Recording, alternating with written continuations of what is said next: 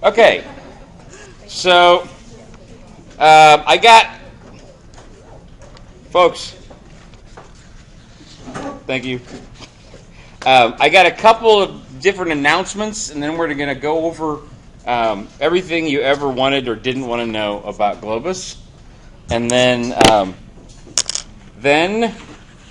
we will kind of confirm your career interest a bit and move on. So I'm hoping that relatively soon this sign-in sheet becomes somewhat superfluous because I know all your faces and I know where you're sitting, so I can remember who's here and who's not. So in the meantime, in case somebody comes in late and I didn't notice that you got here, I'll go ahead and keep handing this out. But it's a two-pager now. So if your name is in the second half of the alphabet, just look on the other side of the page. Okay. First announcement. I have my first extra credit opportunity for you guys already. One of my colleagues, one of my co-authors that I write papers with sometimes, is collecting some new data on gender issues in entrepreneurship. So if you would like to take about 10-minute survey or so online, if you could go over the rest of your group is here, so if you want to kind of sit in the second row there, or squeeze is there enough, it's kind of tight with the if you want to sit back there, your group is going to be here. Maybe next time the other group can move down. You guys try all this kind of group there. Okay. I will send an email out later today with a link to a survey. It's just about your impressions about entrepreneurship and your interest towards it, or you're interested in having your own business. So it takes about 10 minutes to fill out. If you do that by Wednesday, I'll give you 10 extra credit points. If for some reason you have a deep moral objection to taking the survey, or otherwise feel uncomfortable, let me know, and I'll find some kind of other equivalent extra credit opportunity. But it's a pretty cool survey. It would help us out a lot if you would take it. So unless you feel particularly uncomfortable with it, please go in and click on that link if you'd like 10 extra credit points, and that's by Wednesday. So I will send an email later today with that link. Shouldn't take more than about 10 minutes to fill out. So that's announcement number 1. Announcement number 2. Hang on. Andrea, you wrote, you corrected your email address on the sheet last week, and I can't read what you wrote. Is it? It looks like Drea LOL. Yes, 101. Oh, 101. No, that's okay. As long as you just confirm, that's fine. Or you can email it to me too. But I couldn't read. I couldn't tell if it was 101 or Okay, cool. So.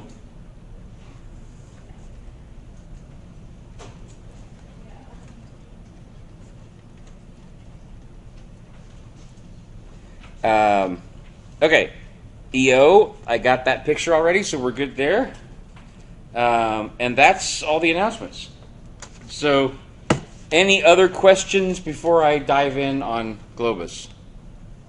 Okay, cool. So, let me go to Blackboard.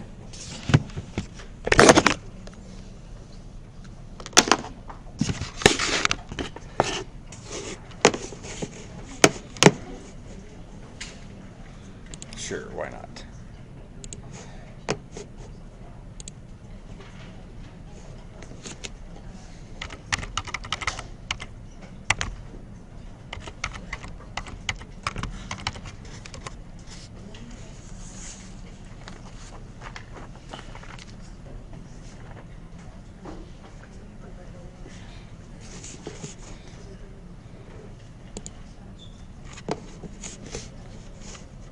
Okay, so we're going to go over a whole lot of details about Globus today. So, the more notes you take, the better it'll help to ingrain things in your mind and the faster you'll remember. But if you miss anything, I'm not encouraging you not to take notes because it'll help you learn better if you do. But if you do miss anything, we're talking about a lot of stuff. All of the material, and this will be the same case every week, is right here in Blackboard under the Documents section, Globus Materials. So first thing we're going to go over is this PowerPoint presentation here. As you'll see, there's a bunch of other pieces of information. We will go over those over the course of the rest of the class session after the PowerPoint. So starting here,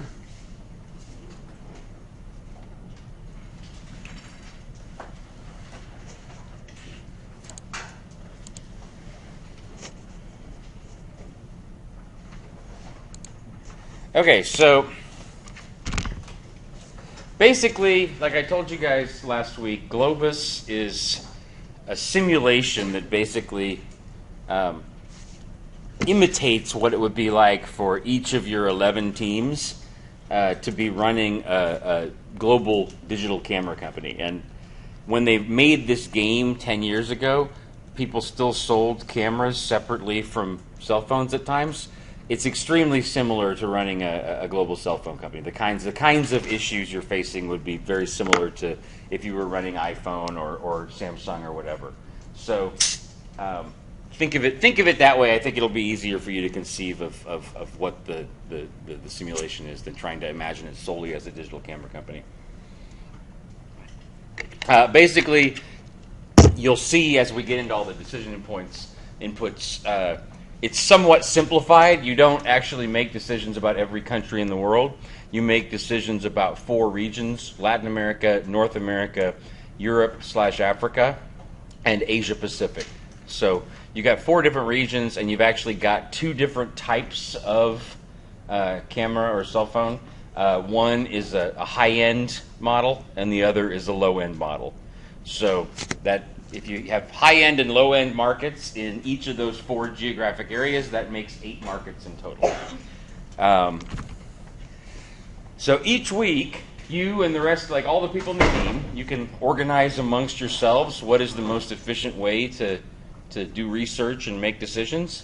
I'll show you a little bit later how you access the system and how to make decisions in parallel. You can either all be logged in at the same time at home, wherever you are, or you can get together as a group and talk about things. Both systems work, but I would encourage you, if you are working remotely, to make sure that you're talking to each other on chat or on the phone in a conference call or something similar while you're making decisions, and make sure that like one person is the last one responsible for making sure that the decisions are all what the group wanted, because otherwise there's a chance that you save over each other's work if you're working separately, which can end up, I've seen it happen every quarter. You end up sort of like working at cross purposes, and it hurts your performance because one team member didn't realize what the other one did and then made some changes, and it screws up the performance. So basically, I'll show you all this over the course of the session today. You got 10 different decisions you got to make about the design and performance of your camera. So you're going to decide things like how good of pixel quality are you going to have for the resolution on the screen. You're going to choose how robust is the menu of features that you have on the digital menu. You're going to decide the price. Well, actually, that comes in marketing. So you're going to decide how many models you have. So there could be just one iPhone 6, or there could be the iPhone 6 and the iPhone 6S and the iPhone 6XS. There's both of those strategies have merit. Basically, you make more models, it's more expensive in your production, but consumers like to have more choices, so you tend to have more demand in the market if you make more types of models. But you're going to have more costs as well. So it's going to lower your profits, and the game is judged on profitability, not on market share. So you're going to have 15 different decisions about production operations and worker compensation. So these are everything from how much salary you're going to pay your workers, how much of a raise are you going to give them each year, how much are you going to pay benefits versus, are you going to pay fixed benefits versus performance-related benefits, salary versus fixed salary versus performance-related salary, how many people are you going to hire or fire, how many temporary workers are you going to use. I'll show you how to, there's a specific way to type in temporary as opposed to permanent workers. Are you going to have child care facilities? Are you going to have a cafeteria? Are you going to invest in worker safety? All of these things obviously create happier workers. They also cost money. And the game, like I said, is judged on your profitability. So I would say, all things being equal, you're usually going to get a lot more out of the productivity of your workers by investing in them than you do by skimping. However, if you keep salaries a little bit below the industry average rather than above, I've seen a lot of teams do better by making sure that their salaries don't get too high. But not investing in the fringe benefits and stuff tends to not save very much money and tends to hurt productivity. That being said, there's always an exception to the rules. So you're going to make those kind of decisions about workers and production. You're also going to decide how many units you're going to produce each quarter. So in general, you want to make sure to maximize your production, because the more units you produce, the more you can sell. The production is based on how much your retail partners are requesting from you. So you can't just produce more. The game will not allow you to produce more than 10% what the market is asking for from you. So you can't just flood the market with products. But when you change your price, you change your advertising, you change the features on your camera, all of these things impact the demand for your products. So you have to make sure to go back and change your production numbers after you've changed everything about your pricing and the features of your camera. Otherwise, you're not going to be maximizing the efficiency of your production. So we'll get into that. I'll show you what I mean later. Pricing and marketing, you're going to decide how much money you invest. Back here on design and performance, research and development investment is another very, very important investment. The more you invest in research and development, the more efficient the more efficient your production gets. So basically, you can make the same number of cameras for a cheaper price because you're getting better at producing them, and the quality of your cameras gets better. So you have less returns and less warranty costs for customers sending the cameras back because they either didn't like them or they didn't work. So the more you invest in R&D, the higher quality of the camera, the more efficient your production.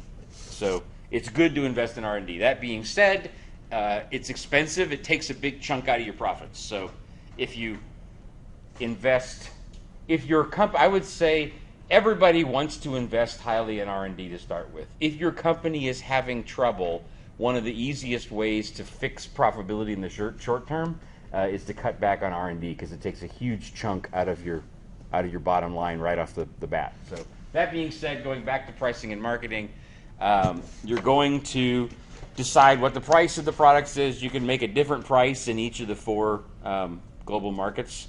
You're going to have a different price for the high-end camera than you do for the low-end camera. You're going to choose what kind of warranty you want to offer, whether it's a short-term warranty or a long-term warranty. You can decide how much you invest in advertising. And that advertising investment can be different in each of the 4 global markets. So if you want, you can invest more in advertising in Asia Pacific and less in North America, or you can invest the same in both markets.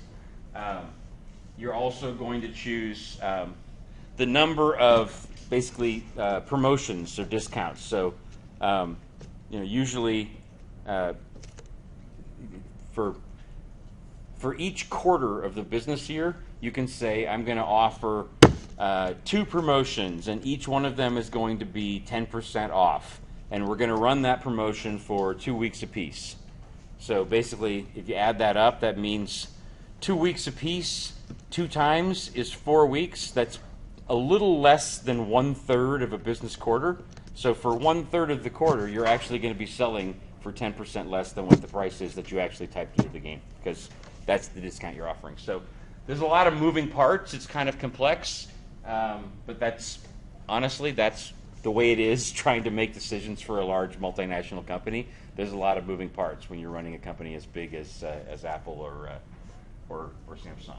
Finally, you're going to make decisions about financing. These are relatively few decisions, but they're really important ones. So there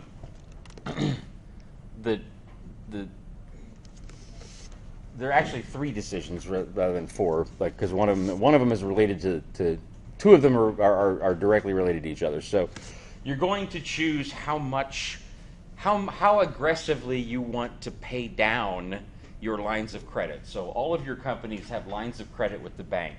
Over the course of the year, particularly in the first quarter and the third quarter, you're going to have more costs than you have sales, basically. The vast majority of your sales come in quarter 4 for Christmas and the holidays. And you don't have nearly as many sales in quarter 1, right after the holidays. But you're going to have most of the costs that you incur to produce cameras for the holidays, you're going to incur in the third quarter. So basically, bless you, over the course of the year, if you have more costs, you're running up your line of credit with the bank. But if you have more profits, the money does not get automatically paid back to the bank. So at the end of the year, you have to make a decision. How much cash do I want to keep on reserve to be able to pay things immediately? How much cash do I want to use to pay down my lines of credit? And how much cash do I want to use to distribute in dividends to the stockholders? So basically, if you own stock in any company, there's 2 ways you can make money off that. Like, the first way is that you buy, let's say you buy 10 shares of stock at $10 a share. So that cost you $100, and then you just hold on to them for a month or 2, and the price of the shares goes up in the marketplace. So after a month, they're worth $15 a share, let's say. So if you sell them to somebody who wants to buy the shares, the month after you bought them, they're going to pay you $15. So you only paid $10 for them. You paid $100, and you get paid $150 for those same shares. So you made $50 of profit. The other way that you make money by owning stock is by getting paid dividends. So whatever profit the company makes, they can decide, we made $10 million of profit, and we need $9 million of those dollars to invest in building new equipment, hiring more workers. We need $9 million to grow as a company, but the other $1 million, we don't need that money, so we're going to distribute it to our 1 million shareholders. If you have 1 million shareholders, let's say, and you have $1 million of extra profits, well, we'll just distribute that to the shareholders. So every share of stock gets $1. So you could also, for every share of stock that you own, get paid $1 just because you own it, because you own a part of the profits of the company, and that's a dividend. And you have to decide as a company how high a dividend you're going to offer, how much of your debt are you going to pay down each quarter, and lastly, are you going to issue stock or are you going to buy stock back? Basically, if you issue stock, basically the wonderful thing about stock and separation of ownership and control in modern corporations, if you need more money to grow and build more factories, you can just offer stock. So instead of owning 100% of the company, you issue, let's say there's 100,000 shares of stock, and then you issue 1,000 more shares. So basically, instead of owning 100% of the company, after you issue that stock, you only own 99 and a little bit more percent, because it's 100 divided by 101. Whatever that percentage is, that's what you own after issuing the stock. So you don't own all of the company that you used to, but in exchange for that, if the stock like before is worth $10 a piece, you just got $10,000 for issuing those shares, and you don't have to pay it back. Like that becomes part of the equity cash of the company. So it brings you cash to be able to operate. If you don't have enough cash, your credit rating is going to go down. You can't sell enough. You can't make enough. The whole company kind of grinds to a halt. You don't have enough cash.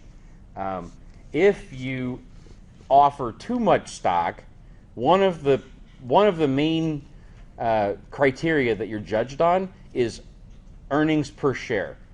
So the equation for earnings per share is pretty simple. It's like, can you guys see that over there? It's profit divided by number of shares. So in simple math, if this number stays the same and this number gets bigger, the fraction gets smaller. So the more stock you offer, it drags down your earnings per share. It gives you cash so you can operate, but it also dilutes your financial performance. Does it make sense? In addition to all that, there's a few other pieces of information. In addition to the decisions, to help you make those decisions, bless you, there's a lot of information that you're going to have access to. Reports. I'm going to give you some sort of insider information over the course of the game, and I'm going to start out with some insider information from the past of the market, so that you can kind of see how previous teams made their decisions to get kind of an idea of where to start. And we'll go into all of that over the course of the rest of the session. One thing I want to point out here that doesn't necessarily come up in the rest of the reports, but I'll warn you about, because there are 4 different regions in the game, basically your production facilities are based in Taiwan. So your production costs are all based in Taiwanese dollars. However, your revenues come in U.S. dollars in North America. They come in Brazilian reais in Latin America. They come in euros in Europe, Africa, and they come in yen, I believe, in Asia Pacific. So each of those currencies is going to go up or down in value each year of the game. So basically, if there's inflation in Brazil, like there is right now, I talked to one of my friends from Brazil last weekend, and she said the exchange rate is 5-1 now. My God, I gotta move up my travel plans for going back to Brazil. I was planning on not going back till this summer, but if I fly now, I could the only problem is I need to lose weight before I can swap out my wardrobe. I could do really well buying clothes down there right now. But anyway, so the Brazilian real is losing value. So basically, if it used to, when I lived in Brazil, it was somewhere between 1.5 to 2.5 Brazilian reais for every dollar. So if it's, for easy numbers, let's say it was 2.5 reais per dollar. So if I sell 100 units of something that costs 1 real. No, excuse me. If I cost, is that right? So if I sell 100 units of something that costs 1 real, I've got 100 reais worth of value. And if the exchange rate is 2.5 to 1,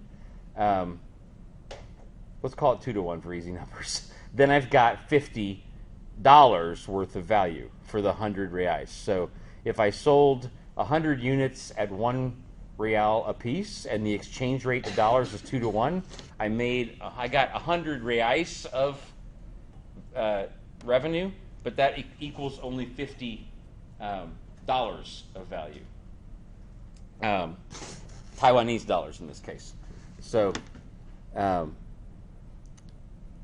if the exchange rate, though, is not 2 to 1, but 4 to 1, then that same $100 is only worth, that same 100 reais is only worth 25 Taiwanese dollars. So in effect, you have to raise the price in Brazil if inflation goes up in order to make the same revenue to pay the costs of all your workers and your factory in Taiwan. And vice versa, if the value of the Taiwanese dollar goes down and the value of the real goes up, then you need to reduce your price in Brazil, otherwise your price is going to be higher than people want to pay there. Does this make sense, more or less? Okay, moving on. This is some other information, basically summarizing what I just said on the last sheet. Basically, the thing that is particularly challenging and frustrating about this game for most teams is that there's no like one right answer. There's not like the perfect price and the perfect amount to pay your workers. It all depends on what the competition is doing. So you'll go in and you'll make all of your decisions, and you'll see when we go into the actual website. Time is it? Okay, 1:26. You'll see when we go into the actual website, there's reports that'll show you what your predicted performance is. Your actual performance is never exactly like your predicted performance, because the predicted performance is based on what all of the rest of the companies did last year. So each team in here is going to change what they did from one year to the next. So that changes all of the competitive dynamics. So you need to, not only do you need to make the decisions, but you need to estimate what you think all the rest of the teams are going to do when you're making your decisions. I'll get into just showing you how some of the ways you can do this in a little bit later.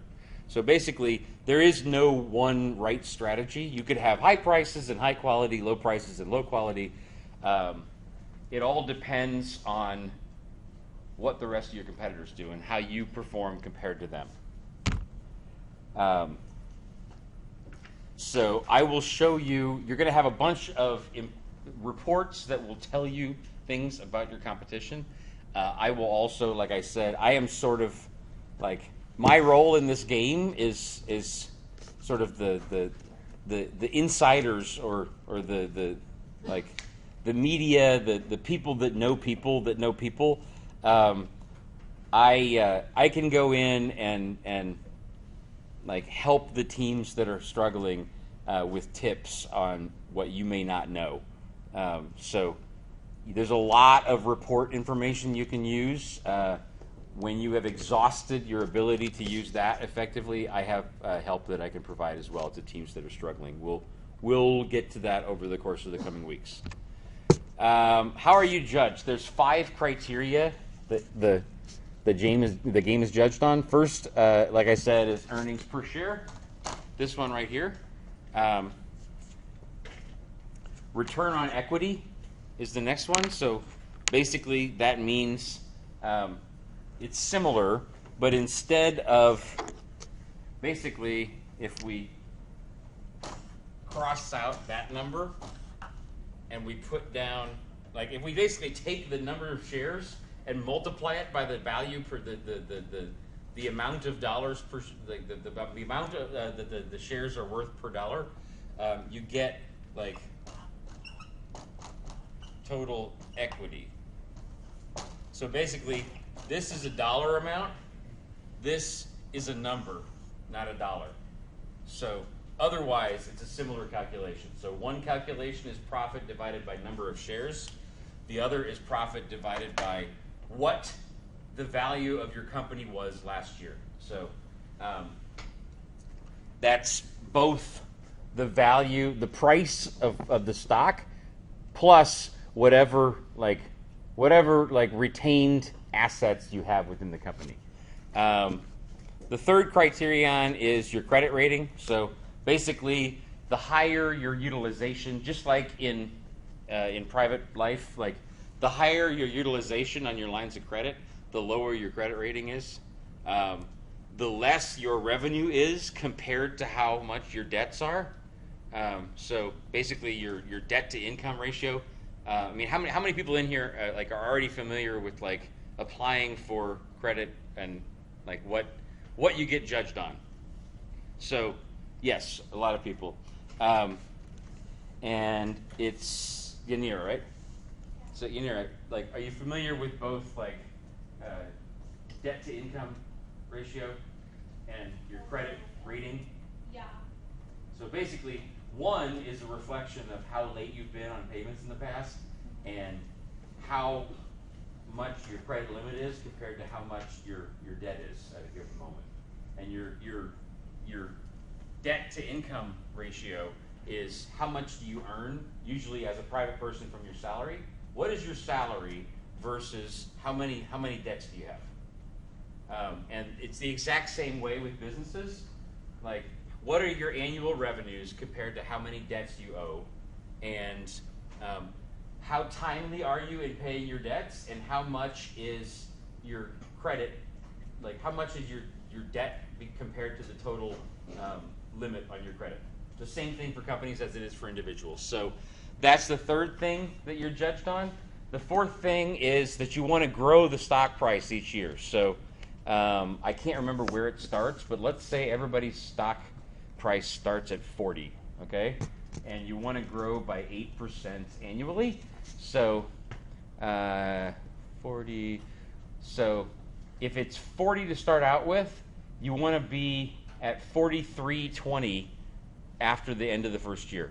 So 8% of 40 should be 320. So you want to grow the stock price by $3.20 by the end of that year. And then it's going to be 8% on top of that, and 8% on top of that. After we get past, so the game actually starts in year 6. So you got 6, 7, 8, 9. The first 4 weeks that we do this, you're going to try and get 8% or better growth. After the 4th week, it's harder to grow when you have to grow a bigger number each time. So after the 4th week, the goal is 4%. And then your image rating, which is basically a combination of how good the quality of your product is, how good your advertising is, and how well your company is perceived. So you've actually got decisions you can make as well about donating to charity, about being environmentally friendly. The more you donate to charity and the more environmentally friendly your company is, the better people like you. And that's your image rating for the company. The higher the image rating, the better. So those are the 5 things you're judged on. And it's judged in 2 different ways. One is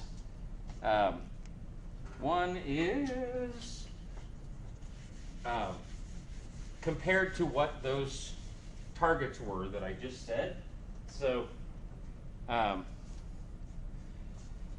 in each of those areas, so we've got ROE and earnings per share and so forth. So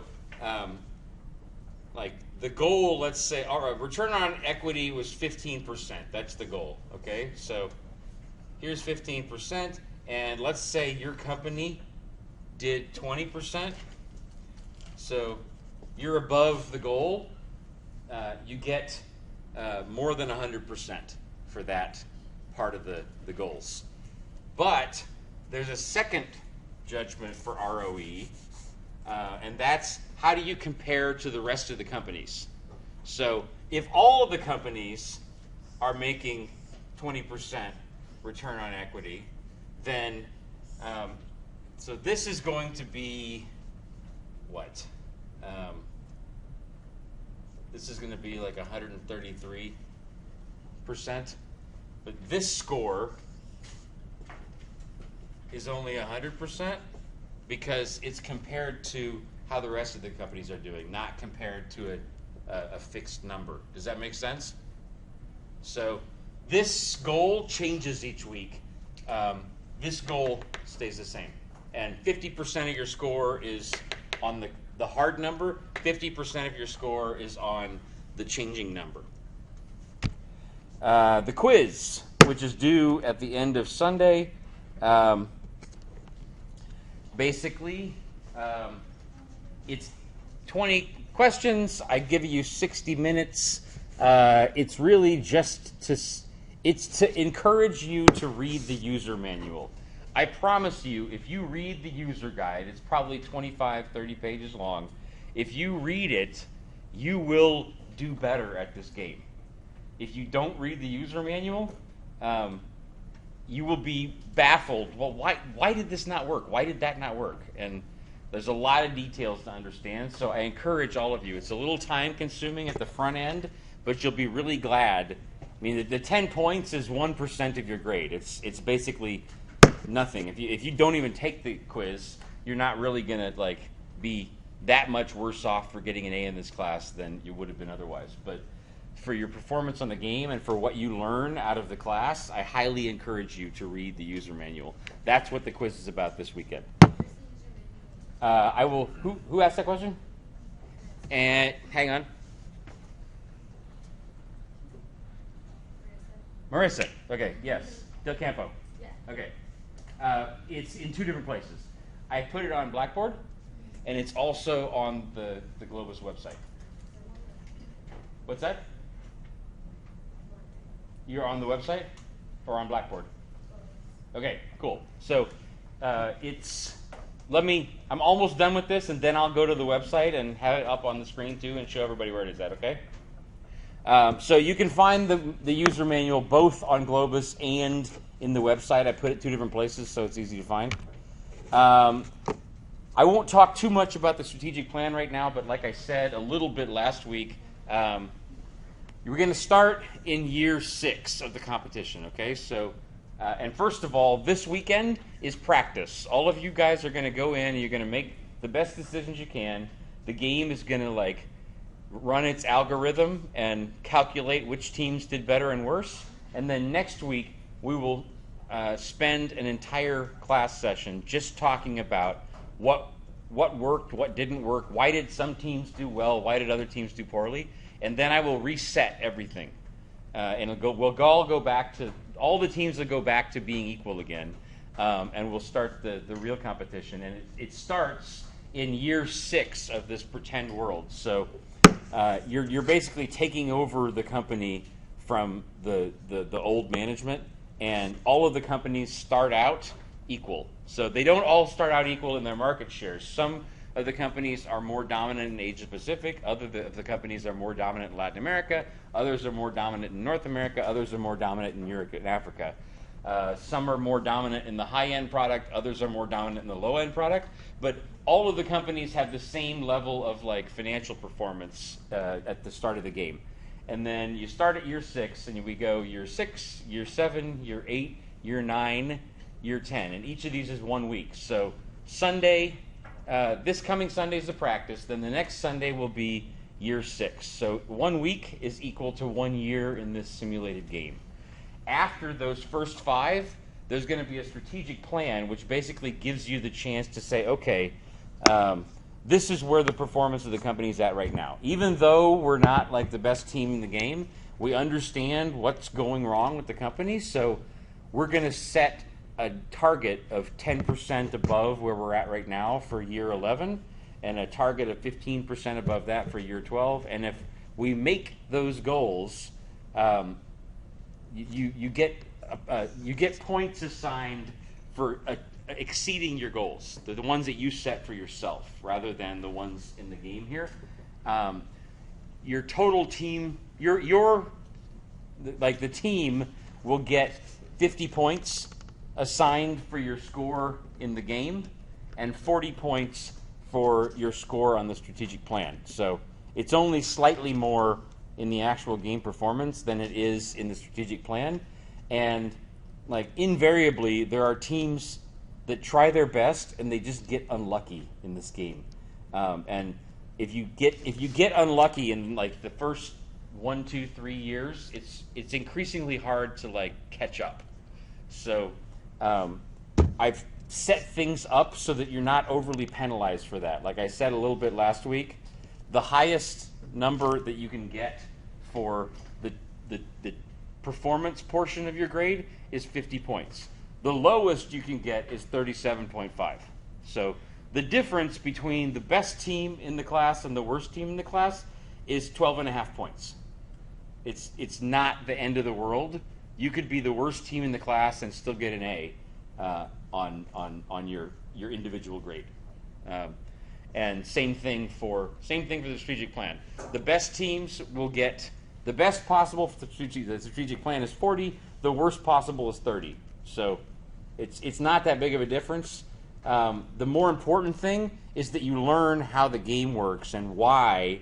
If you change advertising, your sales go up or they go down, and if you change production, you have the goal is for you to understand how all these numbers relate to each other, and then in our final class session, be able to articulate that when you're as a brief group presentation. That's worth 100 points. So, just explaining what you learned about the game is worth more than your entire performance in the game. Does that make sense to everybody? I'm hitting you with a lot of information here. There's just a couple more pages. Let me get through a couple pages and then we'll stop for questions before I go on to some illustrations of stuff. There's a peer evaluation in here. I'll show you where it is. It's due by the end of the quarter. You don't have to do it, but basically, invariably in team projects, there are team members that like do a lot of the work, and there are team members that tend to slack off a bit, and that's really that's between you. Like as you go forward in life and whatever, as you go forward in life, the sad reality of like the real working world is that there's always freaking slackers out there, and sometimes they're like the personal buddy of the owner of the company, and you just gotta suck it up and accept that there's always going to be a slacker. But sometimes you can really like speak up and do something about this. So, first and foremost, it's incumbent upon you and your group to coordinate and make sure that everybody is happy with each other. I'm not here to babysit your groups. You guys are in charge of self-regulating your own group. If you're having a problem and you can't resolve it, please come to me sooner rather than later, and I'll try to help. If you try everything and nothing works, at the end of the quarter, you can go in and say, I think that of the 5 group members, let me use a concrete example. Like, Jacqueline, she did great. Everybody 100%. So. You're going in, for example, Jacqueline, and rating the rest of the group, okay? So let's say, you felt really good about your own contribution. You give yourself 100. And then, Samantha, she was always like there, like meeting and like talking on the phone all the time. Definitely 100.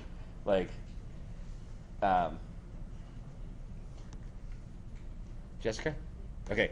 Jessica, she had some meetings she had to go to for other things. She was there most of the time. She was cooperative, but not quite as much of a contribution as Samantha.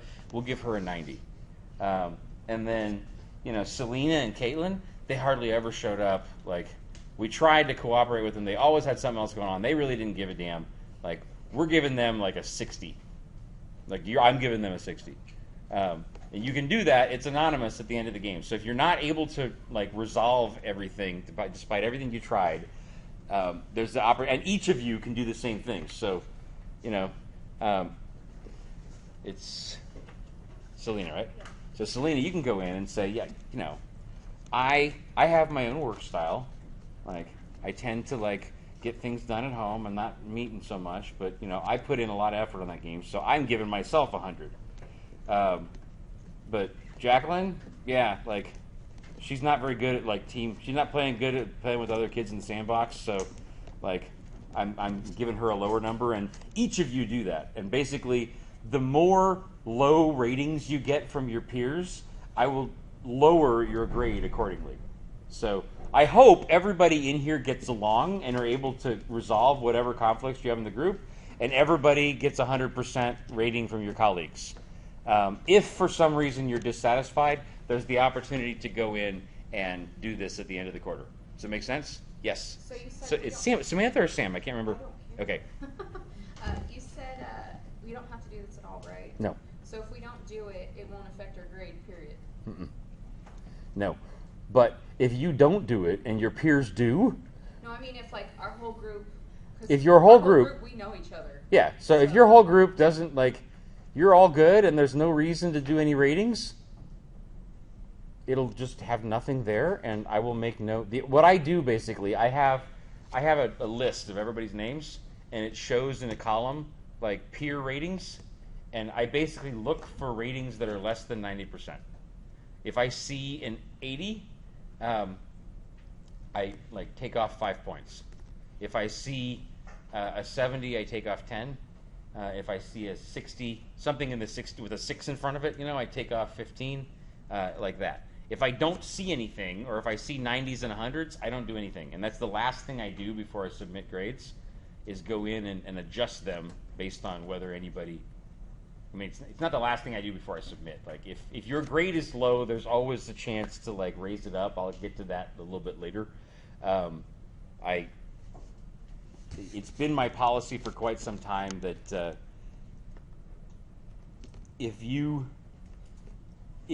I'm gonna be fair in how I grade everybody, but if you just simply didn't quite get it right by the end of the quarter, and you want to make the extra effort to make edits to your case paper, to do extra work or whatever, there's a standing offer in my class to be able to improve your grade from wherever it stands to wherever you want it to be, if you just do the extra work to create.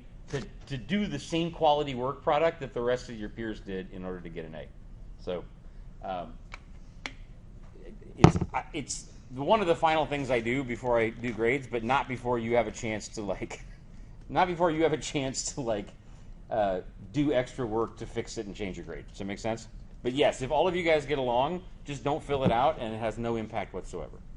Make sense? Okay. How do you register? I kind of explained that in the email I sent out to everybody, but basically I sent you all registration codes last night. You're going to go to the Globus website, you're going to go to this box, and you're going to click through and enter credit card information. I'm sorry, that's the only thing that costs money in this class. There's no textbook. I mean, you can pay for the textbook if you want. It's pretty cheap. You can share the cost among your group members. You can use the copy that's online at the library. I do not require that you buy the textbook. The only thing you have to pay for is this simulation. So corporate lobby I'll talk about a little bit later, but there's some description of it here. This is basically what your home screen looks like when you log into Globus. Each of your companies is going to, you have the ability to change the name, so you can leave it as like Group A, Group B, Group C if you want, or you can change it to a name which starts with that letter. That's the way the game's set up. So if you're company A, you could call yourself Apple, but you couldn't call yourself Supreme Performance Cameras, because Supreme starts with an S. You could call yourself Apple Supreme Performance Cameras, or A plus Supreme Performance, but the way the game's set up, the name of the company has to start with the letter of the group. So anyway, it's a small thing. You don't have to change the name if you don't want to. And then I'll show you this. Basically, if you're going to be working remotely, so everybody's at home and you're all logged in at the same time, you want to make sure that you're in collaboration mode. If you're not in collaboration mode, the one person's inputs are going to delete the other person's inputs. So if you're both working at the same time, you're going to save over each other. If you're logged in at the same time, you want to make sure that you're in collaboration mode. Then if Jacqueline edits something, Samantha, you'll see on your screen that it changed. If you don't, then Jacqueline, you might go in and like change the number of pixels and the number of features on the what am I? Yeah, the camera. On the menu of the camera, you know.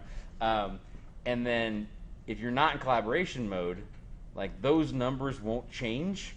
And if Samantha then goes in and like changes the price, it'll be changing the price based on the old features. So, and when she clicks save, if she does it after you, she'll delete the changes you made. Does that make sense? So if you're going to work together at the same time, make sure you're in collaboration mode. I'll show you where to click to do that. Another way to do it is just to have, meet as a group, decide what you're going to do for the inputs, and then assign one person each week that's going to input all the inputs. Or you can meet as a group and simply have one person logged on and doing the inputs while meeting. There's different ways to do it. But if you are remote working, make sure that you're in that collaboration mode. That is it for that PowerPoint. Before I go on to showing you some of the other stuff that I have prepared and walking you through the actual website, are there questions? I threw a lot of information at you just now. Still good? Okay. So, in my agenda for today, in case you guys remember that I post the agendas in the information section. So, our actual agenda for today's class.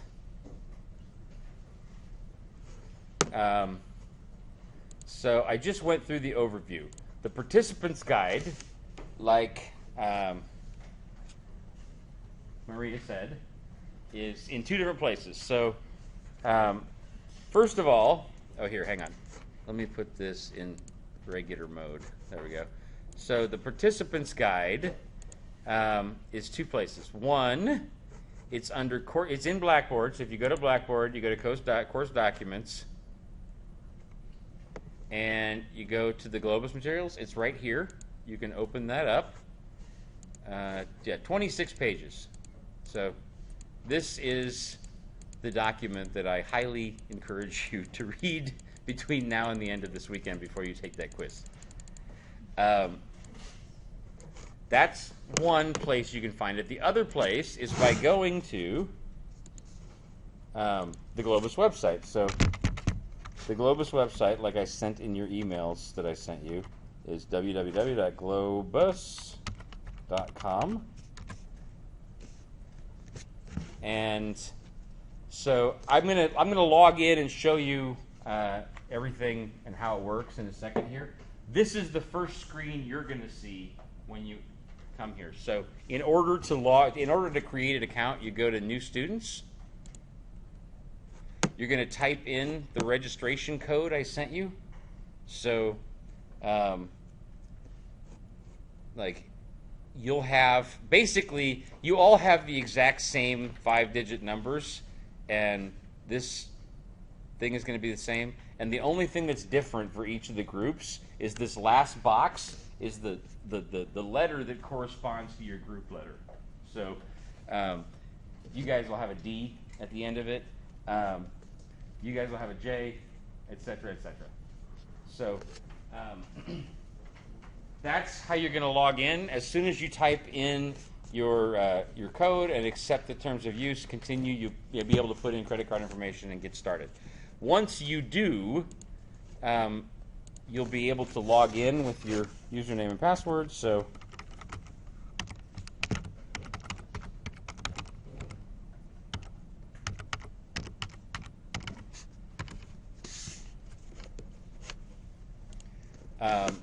this is what things look like for me. Is there anybody that's already registered? So, hang on. Madison, right? Okay. So, Madison, I am going to go in and use you as an example right now, okay? Yep. So, you are Group B. So, there you are, Madison Carter. So I am going to access a corporate lobby. This my screen looks different than yours, but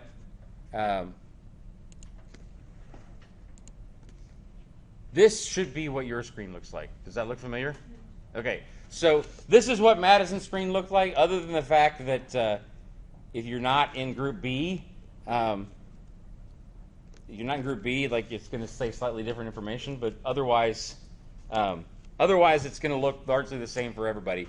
The other place where you find the participant guide is right here under participant materials. So that same PDF that I just showed you was attached to Blackboard. It's also right here on the website. So you can get it either place. It's the same document.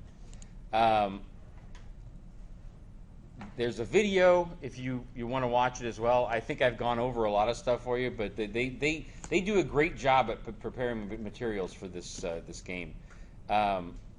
Recommendations for you, all kinds of stuff here. The main thing that you're going to need for the quiz is a participant's guide. Everything else is icing on the cake. Does that make sense to everybody? Okay. So that was point 2. Point 3, strategic plan. I kind of already talked about. You'll notice in the course syllabus.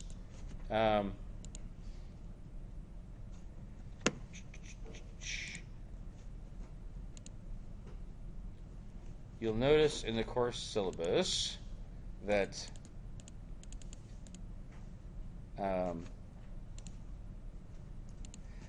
October 26th, I'm going to do my lecture on the summary section of the case analysis, and I will also talk about the strategic plan again. So your strategic plan decision, like basically your strategic plan goals are due by Sunday, November 1st.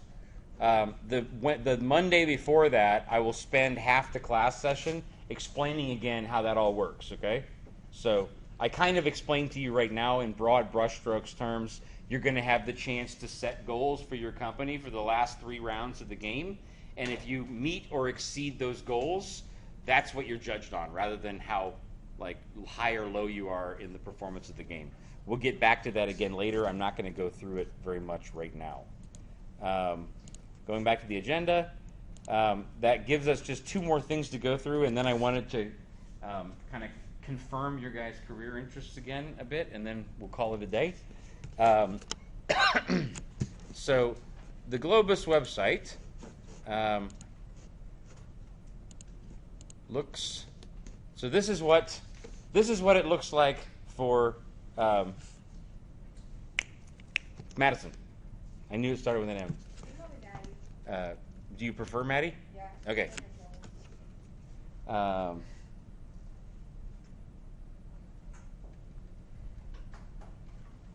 M-A-D-D-I-E or Y? Maddie. M-A-D-D-I-E or Y? I-E. Okay, got it. Okay, so this is what Maddie's screen looks like. This is what all of your screens will look like.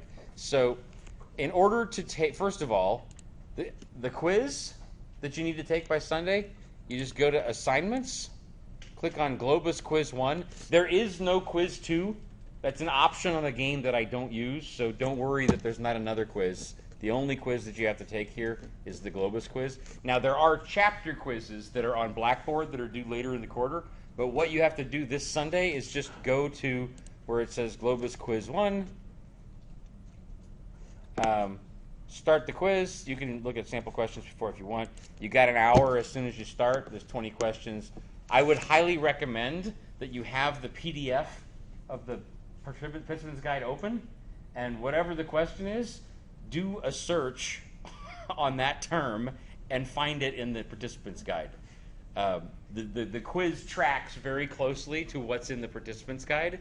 I highly recommend that you just have the PDF open and search for the answer to each question, okay? This is not a substitute for reading the document, but even if you did read the document, you might forget some of the details of exactly what the quiz is looking for. I suggest that you have the document open while you're taking the quiz. So that's the quiz. Eventually, this is where you go to this is actually, I think this is actually, yeah, this is a description of the strategic plan. So the place where you, as a group, actually put in the strategic plan inputs is somewhere else. I'll show you that in a second. But the place where you do peer evaluations at the end, like I talk about, is also here. Okay?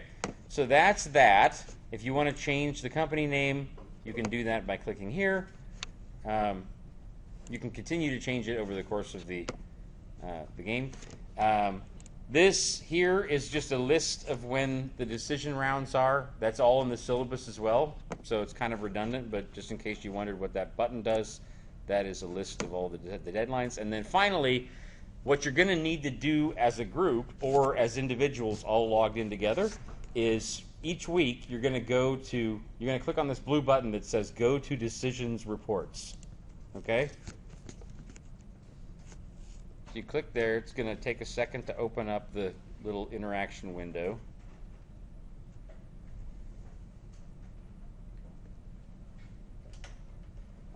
This is what your decision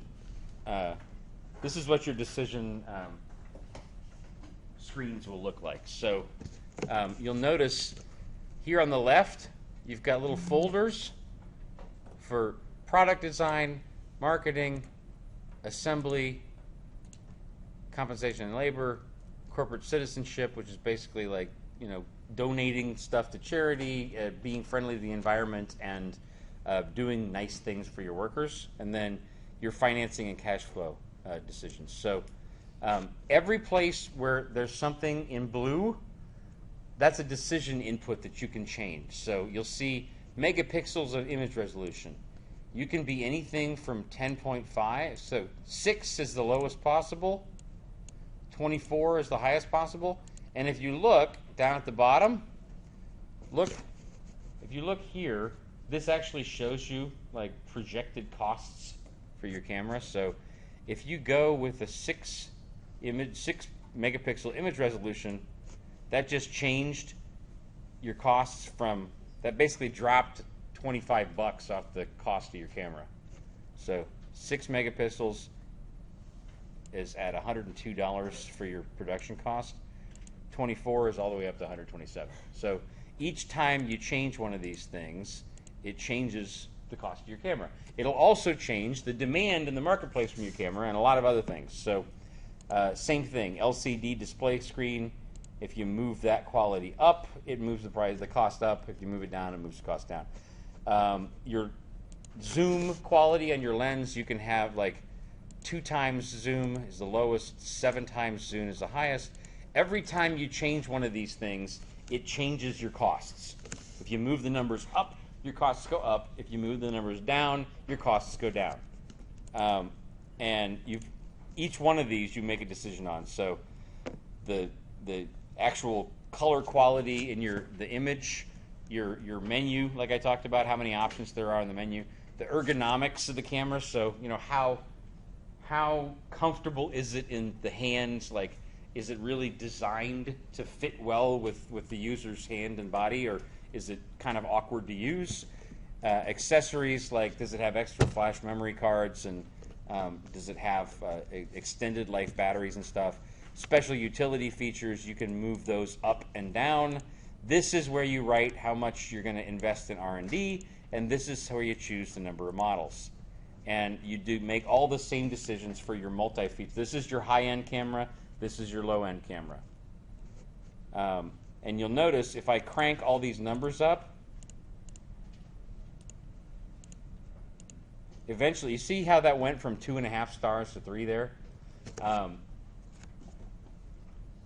Like, what you're going to be able to see in public reports about your competition is how many stars they have for the rating of their camera. And then you'll be able to see the average of the highest and the lowest that people in the game are doing for image resolution. But you won't be able to know, like, Team H here is not going to know exactly what Team B put for these inputs. You're going to know that they have a higher or a lower star rating, and you're going to know that in the whole group, in the whole class, the highest level of megapixels is 14 and the lowest is 7. But you're not going to know which group did which of those. Does that make sense? I know which group did which of those, and if you're really struggling, I can give you some tips on the direction you might want to go in with some of these decisions. But basically, what you're going to have access to immediately for making decisions is the average of the class and this star rating. So a lot of times, one strategy that's worked for teams in the past is to basically try to have the lowest level of these features possible while still maintaining 3 stars. So you basically want to have as low of cost as possible while still having a 3-star rating. So if you notice, if I change this, sometimes moving models up actually moves your star rating down. So we'll keep that at 3. What if we move special utility features down? Okay, we can move it down to 2. That saved us a little bit of money, and it's still a 3. Move it down to 1. Nope. Can't move it down to 1. That took us down to 2.5 stars. What if we take this down to 7? Nope. Got to leave that at 8. You can play with it like that and get to a place where your costs are, you're sort of shaving costs off and still maintaining the same quality rating. That's one way to go. Another way to go is to simply look really hard at where the averages are for each of the numbers and just sit there and play with different combinations and see the impact that it makes. So if you'll notice, let me show you a couple, let me go to the next page here for marketing. So under marketing, you're going to have, first decision you make here is how many retailers are you going to supply product to? So technically, you can supply to less stores than there are available. I have yet to see that strategy actually work. The reason this is here is to remind you that when you change it's here to remind you that when you create a product which is more in demand by customers, they're in the real world, if you were running Apple and you create a better product, the shipments to retailers of that product are actually lagged like 6 months or a year. So if you come out with the iPhone 6 and it's amazing, the real orders for that iPhone 6 are not going to come in the initial product launch. They're not going to come. I think the 6 just came out recently, didn't it? Am I right or not? Yes? Okay. So the 6 is really expensive still, and you can buy it, but it's cutting edge right now. The real orders for 6s, if it's a good camera, are going to come for 2017 or for 2016. Or they're going to come for the holiday later this year. They're not going to come right now. So this is mainly here to remind you that if you came up with a better camera and a better set of marketing and so forth last year, you're going to have more retailers that want to sell your camera in the next year. So, and if you change these inputs, it's going to change these numbers here. So right now that's all the same because the game is in default status. So it hasn't started changing yet. All of the decision inputs are the same. But if you notice, if we go down one more to assembly, right here, this is the number of units that retailers want you to send them for this year. So it's a little confusing. This is the total number of stores that want to stock your camera. So basically, if your camera did well last year, you're going to have more stores that want to sell your camera the next year. So you're going to need to move that number up. But if you change different numbers here, so if we say, for example, let's see right now with those numbers and a 3-star quality camera, the demand is for 23 units. Okay? So I put in 23 here to maximize, you want to make this number match that number. You can also, if you want, go 10% above, but you can't go more than 10% above. If you just click this button here, that actually changes all the numbers to be equal to whatever the demand was. And if you then want to go above, if you see, if I try to type in like 29, it won't let me do it. But I could type in 26, and you can go in manually and crank these up a little bit. It helps you to like improve revenue slightly, but it's more time intensive for your effort. But if you look here, notice that number is 23 right now. If I go back and I change my image resolution to be 6 instead of 10.5, the demand went down from 23 to 20,000 units. Okay? So as soon as you change something about your product features, but I had 10.5 before, right? As soon as you change something about your product features, it changes how many units the retailers want. Same thing with your technical support. So if I go in and I, instead of 60,000 bucks in technical per quarter, I do 200. Look, that increased the demand from 23 to 29,000 units in North America. Does everybody see what's going on? So every time I change something up here, it has a ripple effect down through the rest of the decisions. So I highly recommend that you first make changes here, then make changes here. Same thing if I crank up my advertising to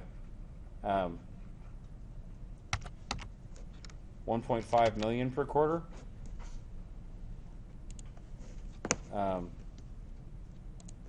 I went from 29,000 units to 34,000 units of demand. If I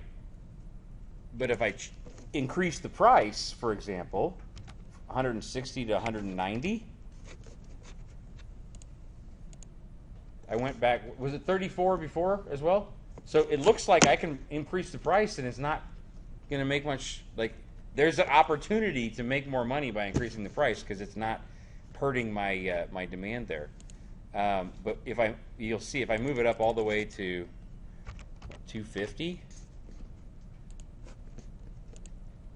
yeah, now it's not 34,000, it's 9,000. So I went over some level that like is a deal breaker, and nobody wants to buy the camera anymore. Does this make sense? So there's no way around like just sitting here and playing with the numbers to try and get them to work out. Here's where you change promotions. So this is the number of promotions, how many weeks each one goes, how much the discount in the promotion is. This is how long of a warranty you offer. These are the same numbers for your high-end camera. These are the low-end camera.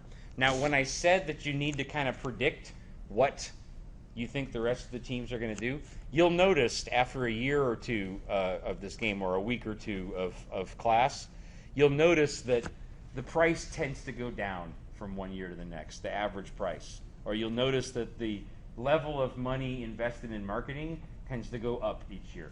It changes in each game, but you'll be able to see in the report section, which I'll show you in a second, you'll be able to see what the trends in the marketplace are. And if you notice in the trends that the price of the cameras is tending to go down each year, so you can change this toggle right here to say that price is moving down from this year to the next year, and the quality of the cameras, that's staying pretty much the same, but people are tending to invest more in advertising, so that's more aggressive. If I change that, it changes all of the estimates of numbers in here. So you're going to want to go in when you're making decisions and click these toggles to go in the direction that you think the market is going in. And then you'll have more realistic estimates. If you notice here, this is what the game predicts your performance is going to be based on what everybody did last year. Okay? But it's not, this actually, here, let me change that. About the same. No significant change, about the same. apply. This is actually what the game would predict you're going to do based on everybody staying the same from last year. If people don't stay the same, you see that's 79 cents a share, 8% return on equity. Notice those numbers, how they are right now. If I move this up to say that price is going to go up, see how my earnings per share just dropped? My credit rating dropped. Like everything went lower. More competitively aggressive. See, my numbers are getting worse and worse. So if you don't change these toggles, you're going to have overly positive or overly negative numbers in your predictions. Does that make sense? Okay. Cancel that. So that's all the decisions there. Here, basically, like I said, everything that you change under product design and marketing is going to make these numbers change. So, like, if I can't underline to you strongly enough, like, after making all changes to product design and marketing, then go in and click these buttons to match your assembly to your orders, okay?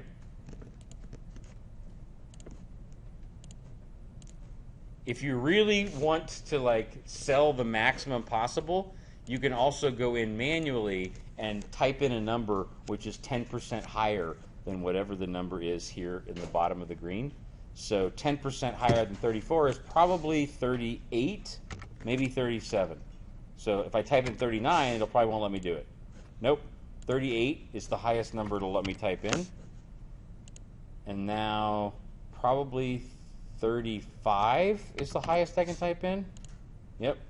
And 70, 10% more is probably 77. Let's see if it'll let me do 78. Nope, 77 is the highest number it'll let me do. So if you really want to maximize revenues, it's actually, you're going to make a little more money. Your performance as a team is going to be better if you do this manually. It's a lot of work. The short thing is to at least make sure you click this match assembly to orders. But don't do that until after you've changed everything up here. Otherwise, everything will get screwed up. So multi-featured is the same as this. It's just for your high-end camera instead of your low-end camera. Compensation and labor. So this is where you make all the decisions about how much you're going to pay your workers, how many you're going to hire, and how you're going to fire. So here you decide whether you're going to move up or down salaries each year. So right now this is a 1% change upwards. You can drop salaries or you can raise them. If you notice, we started out with 1% raise. So based on a 1% raise, a $1 incentive for quality per unit, $50 for perfect attendance, and $800 in fringe benefits, and $1,000 in worker training, your like number of workers you're going to need is 89. Okay, but if you increase the salary, like your workers are more motivated, like they're happier, they're more efficient. So you notice that went down from 89 to 88 because I paid the workers more. If instead I'm like, okay, I'm gonna be like a robber baron, and I'm going to like have my workers work in sweatshops so I can save money. Now I don't need 89 workers, I need 102. I need 102 unhappy sweatshop laborers instead of 89 marginally well-compensated workers. Does that make sense? And you'll notice if I change the incentives, if I change the attendance bonus, if I change the fringe benefits, all of those things change the number of workers I need. They also change how much I pay per worker. So if I make these numbers too high, it's going to cut into my profits. If I make them too low, I'm basically going to have a bunch of disgruntled workers who are working at like half the capacity they could be, you know? So you're going to, with everything, you want to find the right balance point. It's like a Goldilocks zone. You don't want to be too hot or too cold, too hard, too soft. Like you want to be right in the middle. And then you're going to invest in training and improvement here. In general, the more you invest in worker training, the more efficient they get. So if we invest 5,000 instead of 1,000, it didn't change anything right here, but it's going to have an impact on your production next year. And you'll notice here, according to how I just changed the numbers, we need 85. PAT stands for Production Assembly Team. Product Assembly Team is actually, I think, 4 employees per team. But in any case, just assume that that is the same as employees. So what it says is we need 85. We have 80. That means we have to hire 5 more. So you're going to type 5 in that box there. So because of that, now it says that we need 6 more. In quarter 3, you'll notice there's always more. You need more workers because that's when most of the production happens for the holidays. So here we need to hire 90 additional workers. But you'll notice, okay, so unfortunately we need so many, but we don't have, like, you can't grow by more than a certain amount of workers because you don't have the capacity in the factory. So if I put 90, it says, what is it? 59 is the highest I can go. So I'll hire 59 here. But you'll notice now I basically have 63 more workers than I need. If I keep those workers, they're going to be sitting around in the 4th quarter, the 1st quarter, and the 2nd quarter, like having lunch, like playing cards, playing like Words with Friends. They're not going to actually be working, but I'm going to be paying them a salary. So usually you want to make sure to lay off your, it's basically if you remove workers the very next quarter after you hired them, so what we say 63 here, that's how you hire temps. So there's no box here for temp as opposed to permanent, but the way that you hire temporary workers is that you hire in one quarter and then put a negative number in the next quarter. Does that make sense? And then here, in general, if you don't authorize overtime, you're going to end up paying a third-party outsourcing vendor to make your products for you if there's more demand than you expected. So make sure to go in here and just make this number whatever the max OT possible is. So whatever that number on the right is, make sure you go in and you type it in to this box here. So that is compensation and labor. There's 2 more areas. I'll show you where to find sort of some of the interesting reports and insider information, and then we'll go briefly over your career goals and call it a day. Questions before I go on to the last 2? Anna. For quarter 4, do you have to put the overtime hours because you have more people anyway? I tend to max them out. I tend to max them out anyway. It's taken me a long time to learn all the different details of this game. As all things being equal, in case you happen to, the short answer is no. It probably makes no difference. But if for some reason you had a better product and price or advertising combination in the 4th quarter than all the rest of the companies did, then there's going to be more demand. And you're going to end up paying more than you have to for production if you don't authorize the overtime. But probably you're right. It doesn't make any difference because there's not a lot of demand here. This is where it makes a big difference. Make sense? Okay. Other questions? Yes, go ahead. Do you know why Europe and Africa are in one group? Because they're totally different markets. I agree with you because I would say first and foremost because this game was designed by a bunch of professors in Mississippi, and because of that fact, it has a somewhat America-centric view of the world. And because and secondly, because when you look at a map of the globe, if you spread it out as a map rather than like looking at it as a sphere like it actually is, Europe is directly above Africa. So if you just draw lines to split, it up into 4 sections. The natural place to draw the line is like keeping Europe and Africa. I agree. They're very different markets. To make the game more realistic, we should actually not just have continental markets, but the North African market is drastically different than the Southern African market. So, and you know, the market in the Middle East is completely different than the market. I mean, the market in India, one can make an argument, is a market in and of itself, which doesn't behave according to any of the rest of Asia. Same thing for China. Russia is completely like, Russia doesn't behave like the rest of Europe or like the rest of Asia. So, yes, it's just a simplification because the authors of the game are from Mississippi. Does that make sense? Other questions? Okay, 2 more screens here. Corporate citizenship. You'll notice you have a chance to put a total number of dollars that you want to give to charity or a % of your profits. If you notice, moving up to, let's say instead of 0, we're going to move this up to 10,000. You see how that just killed my earnings per share and my return on equity numbers. So, but you'll notice my image rating 75,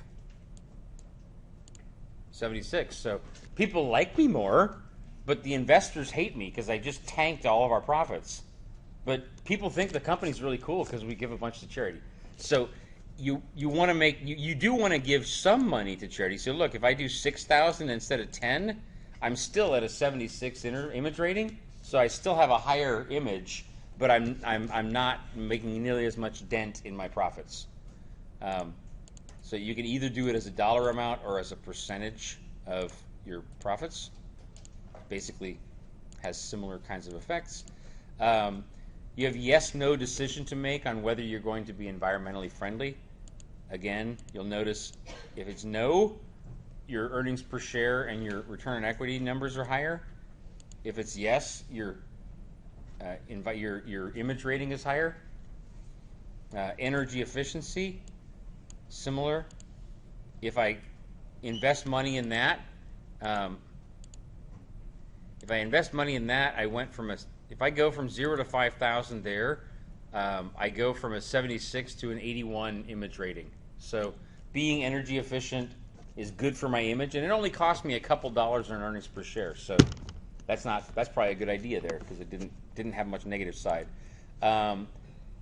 Cafeteria,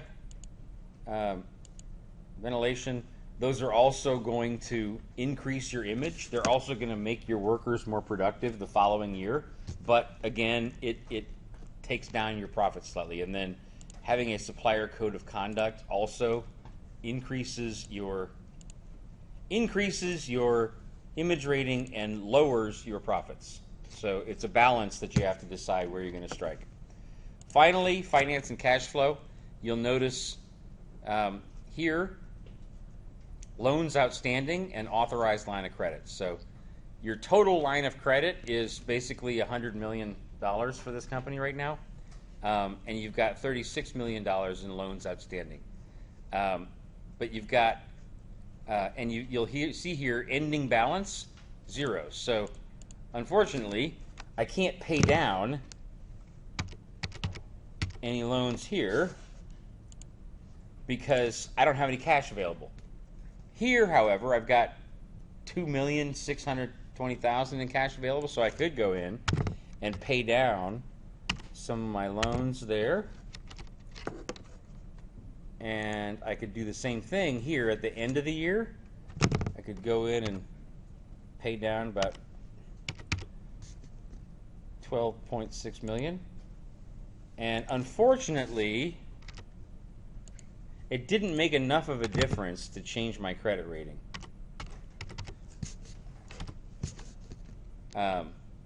You'll see here the credit rating didn't change. However, if I wanted to have a little more money available, if I bring my dividends down to 0 here, and I make them just 5 cents here, and we'll stay at 25 there for now, but I move it down to 5 again here. That gives me a little more money, so I could make this like 5,000 now. And that's actually, you'll notice I went from a B minus to a B here. If your profits are not good enough, paying dividends actually has a negative effect on your credit rating, because the credit rating agencies see that as wasting money. That you shouldn't be giving away money to your stockholders when you could be improving your debt pay down. So if you're paying too much money out, it's seen negatively. If you're not paying enough, it's also seen negatively. So you don't want these dividend numbers to be too high, and you don't want them to be too low. Finally, common stock. So if we're a little short on cash here right now, so if I go in and I issue, let's issue 2,000, like basically 2 million shares. Look, I got a whole bunch. I got cash all over the place now. My credit rating went up to A minus, but my earnings per share went down because I have more shares out there now. Does that make sense? So maybe 2,000 is too much. How about put 1,000 there, or basically 1 million shares? That's not too bad. I'm still above $1 per share, and I've got a bunch more capital now, or cash now, to pay down loans. So we'll use 20,000 or 20 million here, and that brought me all the way up to an A. Make sense? Okay, and then finally, when you're done with all that, you're going to click Save Decision Entries. I'm not going to do that right now because you may not want to do all the things that I just did. Otherwise, this is going to save my decisions in your user profile. So I'm not going to do that right now, but that's where you need to click when you're done. If you are like working remotely, and I said, do collaboration mode so you don't save over each other's work, that's right here. Enter collaboration mode. If that is blue and active, then you're not going to save over each other's work, and you actually have the chance to do text and audio chat here if you want to use. You could also just use like Yahoo. What is it? Messenger. You can use Messenger or Skype or any of a number of other like technologies to talk while you're like not in the same room together. But the Globus website also gives you the opportunity to both text and speak to each other through the website while you're working on things if you want. So that's all that. 2 things, and then we're done with Globus for the day. First, competitive intelligence reports. So in order to make decisions on what you think the right numbers are to type in, you're going to want to know what the other companies are doing. So in competitive intelligence reports, if you go to quarterly snapshot, that shows you what each of the other teams, there actually is no Team L. I need to delete that. We only have 11 teams in here. But right now, the game starts out with 12 companies. So you'll notice, tech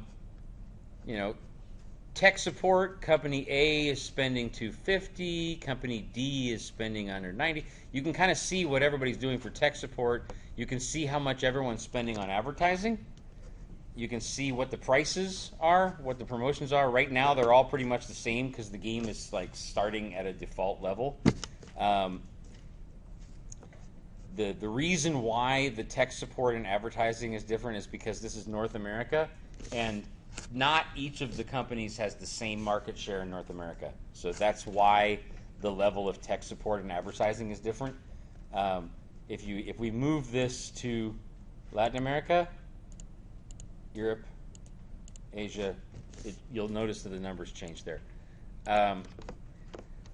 You can see what everybody else is doing for promotions, warranty, basically for all the marketing decisions, you can see what all the rest of the competitors are doing. Or at least you can see what they did last year. and the year before, and the year before. For both entry level and multi-featured, so your low end and your high end. And you can see the advertise. These are also marketing decisions here. What you can't see is what exactly each team did for their individual inputs. You can just see averages. So unfortunately, because the game hasn't started yet, I can't show you the second.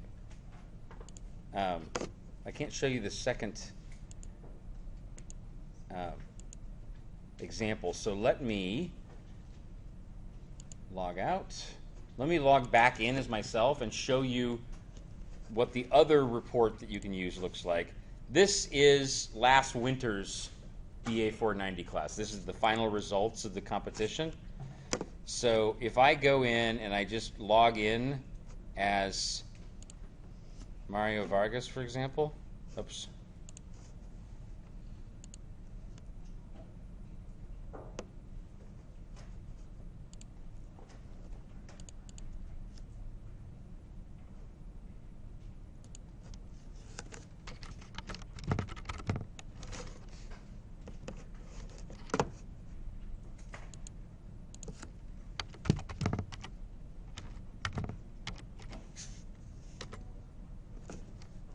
Interesting. So I can't log in as Mario after the quarter's over anymore. Interesting. So that doesn't matter. I can show you that with my view.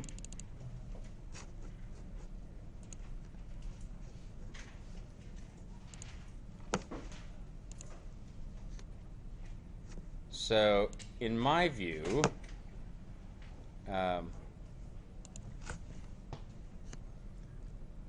it pretty much looks exactly the same as it would for Mario. This is just coming from my access. So you'll notice here, competitive intelligence reports is where I showed you is all of the different marketing decisions that all the rest of the companies made. And there's toggles for which market and which year and which quarter. You can change all of those things, and the numbers will change accordingly. There's another place called Globus Statistical Review. This isn't available until after you start actually making the game. So as soon as the first year of decisions, you'll have this statistical review area too. And in there, if you go to production benchmarks, you'll notice, so this page 5, production benchmarks, there's a low and a high and an average for the industry for image resolution, LCD, lens, etc. So you can see how your company stacks up to the rest of the industry there. But sometimes it's not just about the industry average. It's about, like, usually there'll be a couple groups that tend to have a high price, several groups that are in the middle, and a couple groups that have a really low price. And what's more important is that you want to know exactly what the features are of the other group that is really low. Or you want to know what the features are of the groups that are in the middle with you.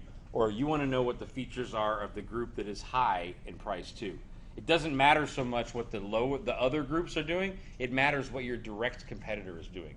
So in that case, if you guess wrong, I can see all of the decisions, and I can give you some tips on which direction you might want to go if your group is struggling.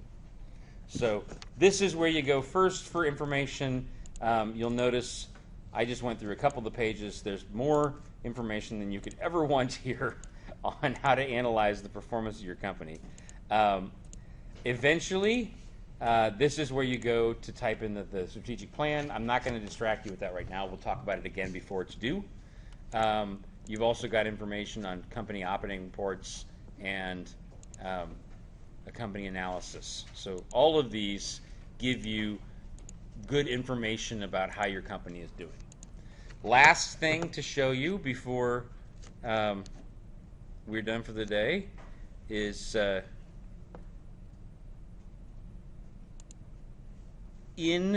I go back to Blackboard now, I gave you a bunch of other information as well under course documents. So this is actually a description of how the strategic plan works. You don't really need that for the next couple of weeks still. Fall Semester 2012 Globus Final Results and Decision Histories. This is actually like the complete information. You'll notice 34 pages. This is my class back at University of Cincinnati that I had in 2012.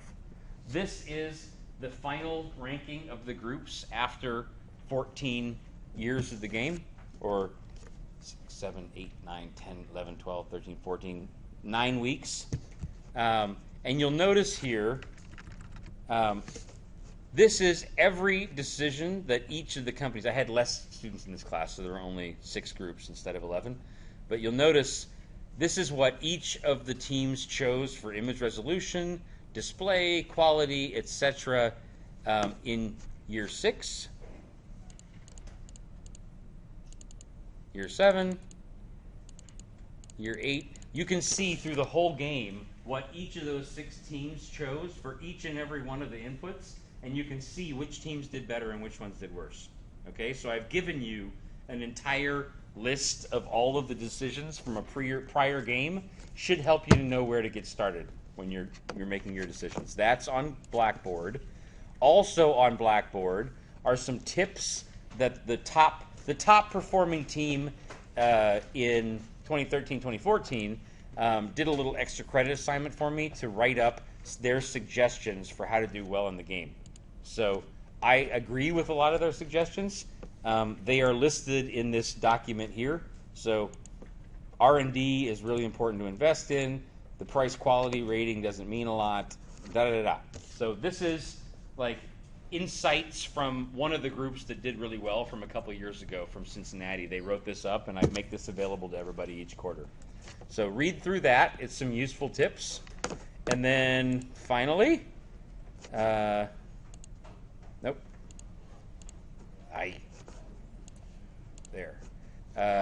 then finally, eventually some of you will notice that there's bonus points that are awarded for performance in the game. Don't worry about it too much right now. If you start to wonder, hey, why did the other team get bonus points and my team didn't? There's a description of how those are awarded right here. It's not real important right now, but as the game goes on, some of you may be curious why you did or did not get bonus points, and it's described here. And then finally, Year 9 insider information. So this is actually, I forgot. I'm going to have to replace this. When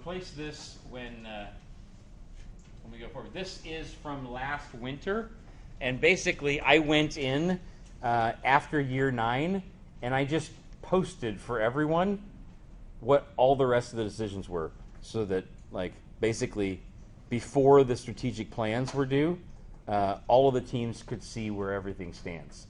I don't know if I'll do that this year or not, but I have these reports each week. I have a report that's made for me that I can see what each team decided for each input. And if your team is struggling, I can kind of give you some tips on which direction to go, like I said. In the past, sometimes I've posted this information for everyone, sometimes I haven't.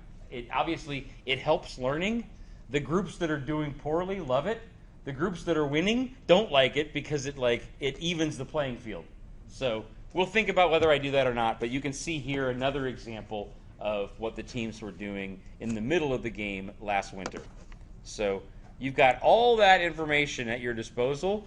What you need to do this week is go in, register for the simulation.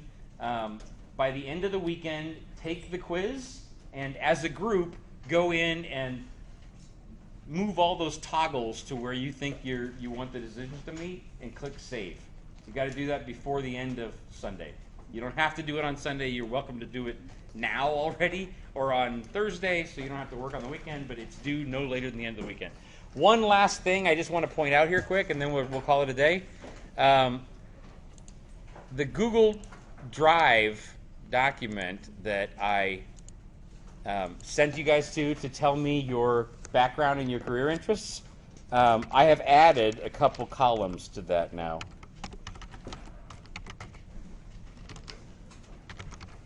And I want you to look at these between now and Wednesday so that I can confirm the direction you're going to go in with your case when we talk about those on Wednesday. So,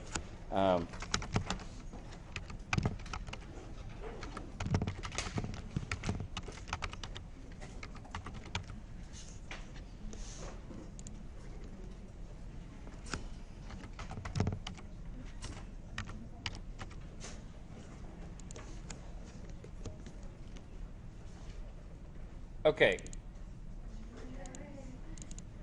So this is the document that I sent you to. Should look familiar to everyone. I've added a couple columns. So just in case you didn't write down what the letter of your group was, I put the letters of all the groups here. And then you look on the far right here, I made a suggestion tentatively of what I think you might want to focus on in your case analysis. So we just got done talking the whole day today about Globus. That's the group project. Now, the other big part of your grade that we're going to talk about on Wednesday is your case analysis paper.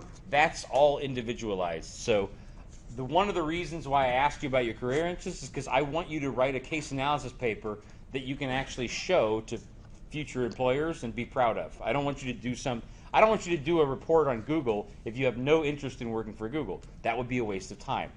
But Haida, for example, you had mentioned some interested in the oil business, so perhaps Chevron versus Texaco. There's a number of other companies as well that you could substitute in there, but I would recommend taking two petroleum companies, comparing them to each other.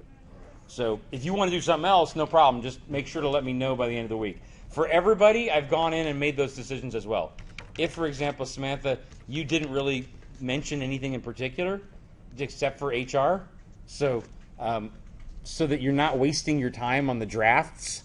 Anybody who has not decided what industry you're interested in, you don't have to decide for the rest of your life what industry you're going to go into, but for the purposes of this class, pick one. Could be healthcare, could be oil, could be agriculture. Like, everybody needs HR. So think about two companies that you'd like to focus on, and you're going to compare them to each other, okay? Some of you, for example, who Dahi, tell me, I can't remember the name of the company that you work for again, the local firm. Daniels, Phillips, Vaughn, and Bach. So can I just call it Daniels Phillips for short? You can call it DPV. D- However you want, just abbreviate. DP for now, okay?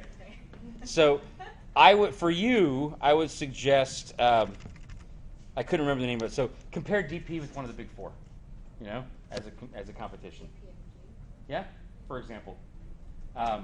And most of you, I would suggest, depending on what you're interested in, you either choose both companies to be large public companies, or at least one of them. Because a lot of the stuff that I want you to do, you're going to go out into the library's databases. We'll talk about that over the coming weeks, and you're going to research information. If you're researching information on a small private company, it's really hard to find. It's really easy to find information on KPMG.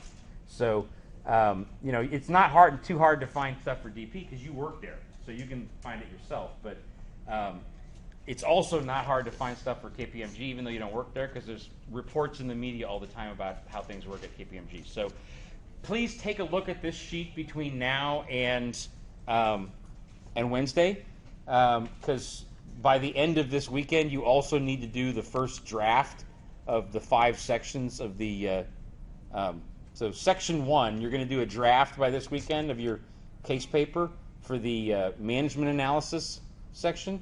So you don't want to waste your time working on companies that you're going to not work on. So take a look at this list, make sure that it's what you want it to be. If not, please feel free to edit it so that we can get started with the cases on Wednesday and this weekend. You'll notice Bhagat is not here. I hope he's still. I think he's actually registered on the registrar's website now, so hopefully he's still in your guys' group. If you talk to... Oh, look, never mind. He filled it out. He's good. Andrea. I can't log on into the email I used. That's because I didn't get the right email. Yes, okay, so no problem. I just made it in red to not forget. As soon as I respond to your email, go in and make sure to fill this out by Wednesday, okay? Okay, everybody else is good. 248. 2 minutes early, but I crammed in a lot in this last session. So enjoy the next 2 days. I'll see you guys on Wednesday. And give me my attendance sheet wherever it is. We didn't get to sign it. Oh, where's the attendant? Okay, Fuji's got it. Just hand it over to them.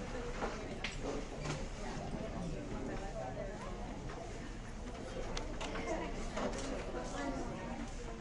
as soon as I send an email, you'll send me everything you've been sending us because I have no idea like all the Yes. Okay. Ah, cool. Just got stuck. Cool. Yeah, Andrea, let me make a note.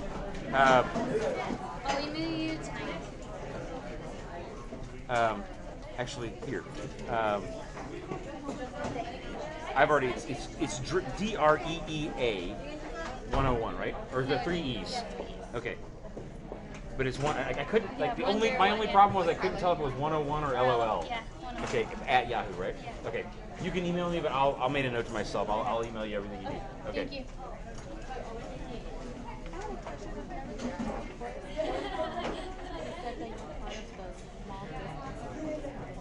Uh-huh. like the website for that? Yeah, sure. It's really simple. It's what is your name again?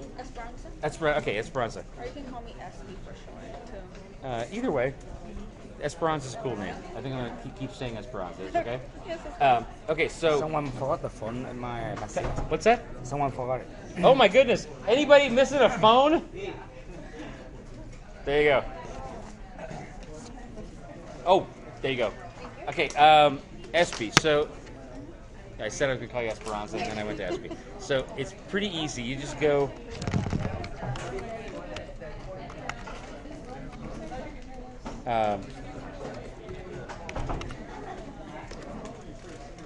There you go. Just CSUB /SBDC. This will tell you all about our SBDC. I do a lot of work with them. I'm going to be at a retreat with the rest of the members of that thing on after I get done Wednesday. I'm driving out to Paso Robles and I'll be there until Friday. And there's a lot more stuff too. If you're interested. It's because I know someone who he wants to start like his own business. Uh-huh. Yeah, I mean, basically, first and foremost, I teach small business management. Like the other class I teach here is Management 345. So, first of all, if you have a friend who's interested in starting their own business, feel free to email me or have your friend come to my office. We can talk about it. I will probably be able to help faster than they will. But go ahead, take a look at everything if you want. They basically the SBDC gets money from the federal government, and then they go out to small businesses around Kern County, and they have consultants work on projects for them for free. So that's basically what they do. But yeah, go ahead. That's where it is. But please email me. Have your friend call me. I'd be happy to help too. I think that'll actually be faster than the SBDC. Okay. Okay? Thank you. Cool. See you on Wednesday.